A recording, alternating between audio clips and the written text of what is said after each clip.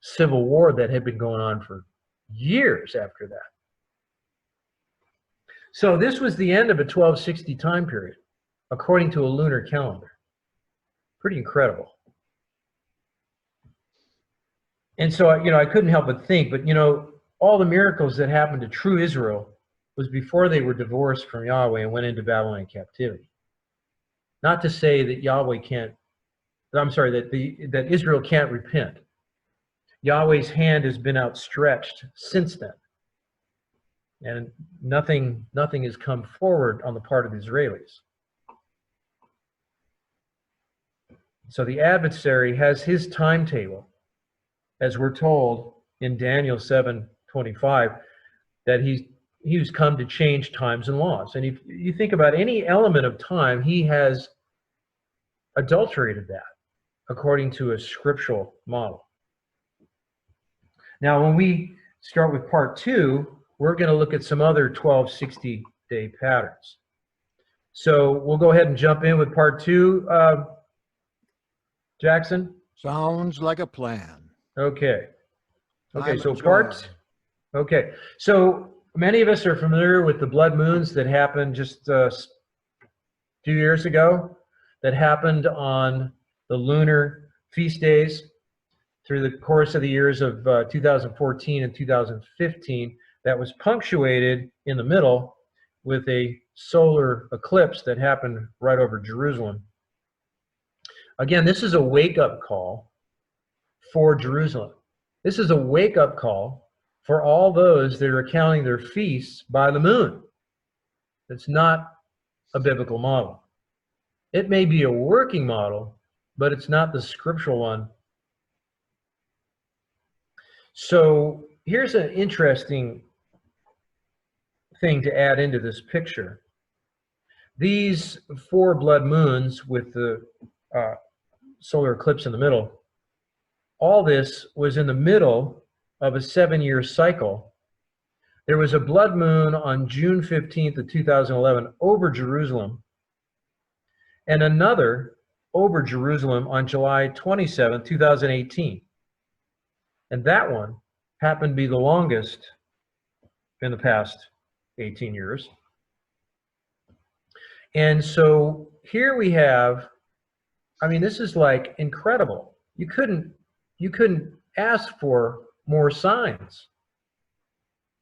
And it just so happens that June and July is giving you a little bit over a month prior to the Day of Atonement. Hey, I'm giving you guys more than a month's time to wake up and say, hey, we got the Day of Atonement coming up. Is there a reason why this blood moon happened? Are we supposed to reconsider our actions, our coming before Yahweh?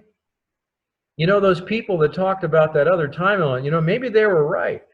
Maybe we need to go back to the Hebrew and really evaluate what our words mean. Definitely. So here's a little timeline. So considering that, a Shemitah has its beginning on the Day of Atonement, if we look at Leviticus 25 specifically, and it just so happens that 2011, according to the 7-year cycle that I've determined, if we recognizing that, Yahweh doesn't change, he's perfect from the beginning, so his Shemitah cycles must have started if that time period that the correction that we made in the chronology as to Adam's beginning, if we determine the Shemitahs from that point, 2011 would have been the beginning of a Shemitah. And so here we have a legitimate Shemitah based upon that in 2011, and prior to that was the blood moon. So on the Day of Atonement, when Israel should have come forward to Yahweh and asked for forgiveness for many things, there was a blood moon right prior to that time. And so here's the Day of Atonement, 7-year time period, all the way up to 2018, and again another blood moon before that Day of Atonement. Again, he's saying, hey, wake up. I'm giving you 7 years, guys, to figure this thing out. Now remember, half of 7 is 3.5 years, right? So we have two 1,260-day cycles, or 42 months, however you want to look at that. to comprise a total of 7 years. That's a week of years that Daniel refers to in Daniel 9. So the last true Shemitahs of the 6th millennium, Yahweh's trying to get Israel's attention. And so this pattern is meant to be a warning to all believers. So with all these blood moons, just prior to the start of the last week of years, in the middle and during their feast, just before the last DOA of the last week of this millennium, I see this as a denigration of all the feasts on a full moon. So what is the book of Jubilees? We gave a little bit of credence to the idea that Jubilees should really possibly, if you will, be part of Scripture. What does Jubilees say about this lunar concept? Does it say anything about it? Well, it just so happens in Jubilees 6, here's a section of verses 32 through 37. I'm actually going to put these up here. I'm going to read this through for you. And it says, and command you, the children of Israel, that they should observe the years according to this reckoning, 364 days. And these will constitute a complete year, and they will not disturb its time from its days and from its feasts. But if they do neglect and do not observe them according to his commandment, then they will disturb all their seasons, and the years will be dislodged from this order. Can you imagine that? Actually says that the years are going to be dislodged, and that's exactly what we have. Because the Jews say we got another 200 years plus before we're coming to 6,000 years, right? Try to convince somebody. I mean, it's like trying to pull teeth. Yeah. Even if you show them all the very many proofs that the new moon idea is has been put in there by the Mazzaroths or something. Mm-hmm. Mm-hmm. Right. Well, you have a book on this, as you said, and I still have a couple of copies. Okay. That are for sale. If somebody wants them, you can go out and see them on kingdomcart.com. Kingdomcart with a K.com. Pick one up. Okay. And so consequently, if they do not follow this, it says they're going to neglect their ordinances. We're going to show, and this book, these verses are going to be a little more specific to that in a moment here. And all the children of Israel will forget and will not find the path of the years. There it is again. And will forget the new months and seasons and feast Sabbaths, and they will go wrong as to all the orders of the years. There it is again. For on heavenly tablets the division of days is ordained, lest they forget the feast of the covenant and walk according to the feast of the Gentiles, i.e. lunar calendar, after their error, after their ignorance. For there will be those who will assuredly make observations of the moon and how it disturbs the seasons, comes in from year 10 days too soon, right? So you guys see the difference on that. We know that the lunar calendar is at 354. Here we are talking about a 364. And for this reason, the years will come upon them when they will disturb the order and make an abominable day, the day of testimony, and an unclean day a feast day. And they will confound all the days, the holy with the unclean, and the unclean day with the holy. What does this mean? Essentially what's going to happen, I'm going to use the Day of Atonement as an example. And with following the feast with the lunar calendar, invariably the year is going to come when the Day of Atonement is going to fall on a Sunday, which I see that as an abomination. Especially when you consider everything, all the elements around and the practices involved with the Day of Atonement. It's all about sevens. It's all about not just being on the 7th month, but the Sabbath. The book of Jubilees tells us why the Day of Atonement is on a Sabbath. That's in chapter 34. And to finish this section, and they will go wrong as to the months and Sabbaths, feasts, and Jubilees. Sorry, that came off the screen there. So we may ask, is there a 1260-day prophecy that includes sun, moon, and stars that would equate to these last days? Now, we just looked at this total solar eclipse that's going to be in perigee going across the United States again in 2024. And just to give recognition now, the 1260, again, this is based on a 360-day calendar. And again, the 364 is nothing but a intercalated 360-day calendar, as Enoch describes. Now, this is taken from Enoch 75, verse 1. And he says, and the leaders and the heads of thousands who are over all creation and over all the stars are also with the 4 intercalary days, which cannot be separated from their places according to the whole reckoning of the years, and these serve the 4 days, which are not counted in the reckoning of the years. They're only utilized in the account of determining the essence of where your feasts are going to go. But in the course of counting your years, you don't consider that.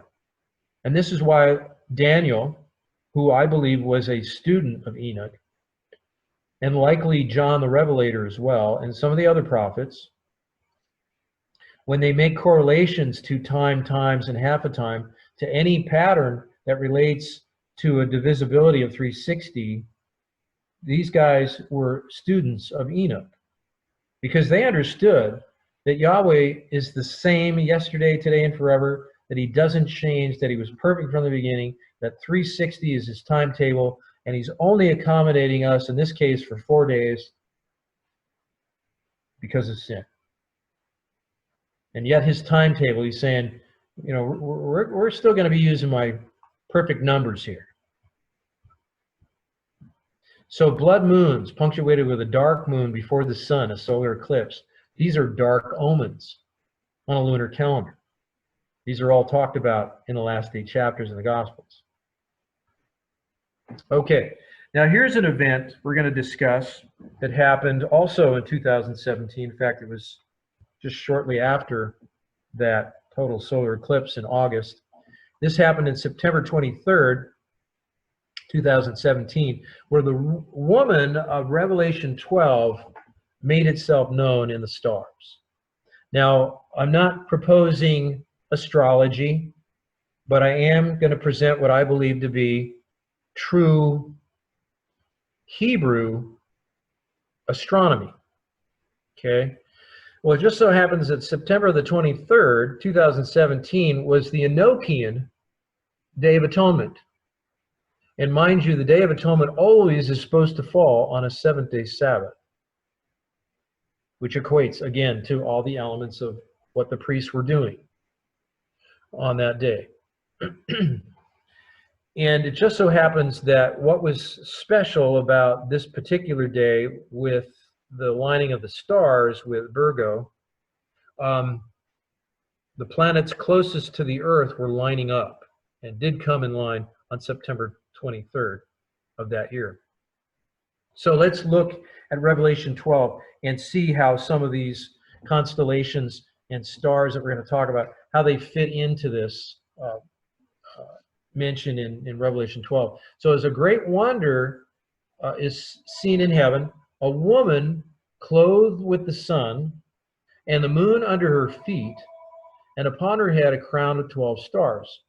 Now, it doesn't show it in this picture, but we're going to go to some other pictures, but it's going to show where Virgo is basically standing, if you will, on top of the moon.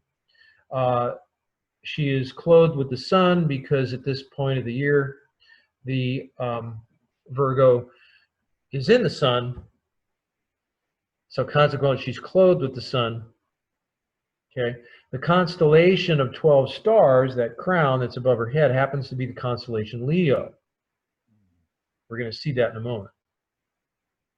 And it goes on, and she being with child cried, travailing in birth, pain to be delivered. Now you'll notice that the planet Jupiter, that's a little blown up here, is within the torso of the constellation of Virgo, i.e. as if it would be within her womb.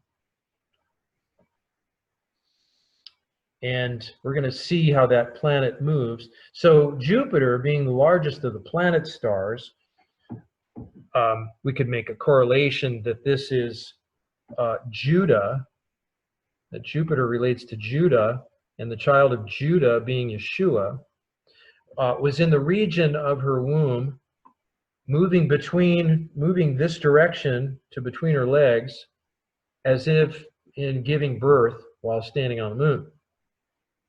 Well, that's interesting. Yeah, can you imagine trying to give birth while standing on the moon? So here's the constellation of Leo above Virgo. This is the crown of 12 stars above her head. And here are the stars that line up within our solar system.